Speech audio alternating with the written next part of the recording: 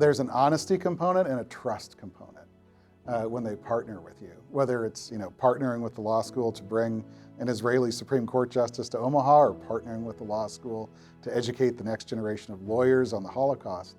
That trust, they're willing to trust and have it go both ways and share ideas to, with the common aim of building a better program and building a stronger partnership. Having Scott and Jane come in and talk on a very high level about the work that we do as educators in this space, I just think you can't beat it because they spend all day thinking about these kind of pedagogical questions. I think the Anne Frank traveling exhibit was the first time that my kids felt like they had ownership over what they were learning.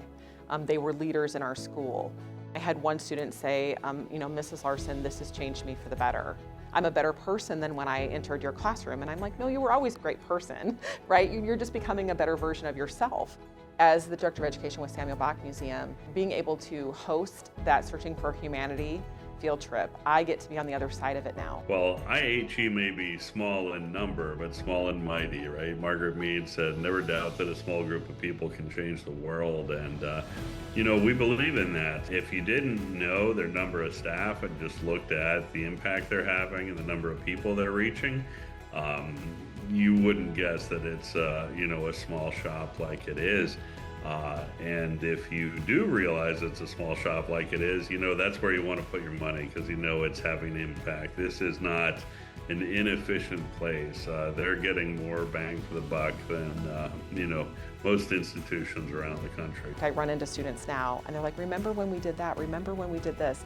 And all of those remember whens had to do with IHE and the programming that they provided. I don't think there's a ceiling. I don't think there's a stopping point where someone says, no, this is just too much. Because it ranges so much from putting people directly in a classroom to putting on a play that travels across the state to bringing someone in for a lecture, whether it's at the JCC or at the Durham Museum. The watchword that we hear over and over again from students is transformational. You're not going to find it in any marketing materials. You're not going to find it until you talk to them and experience who they are and what they do.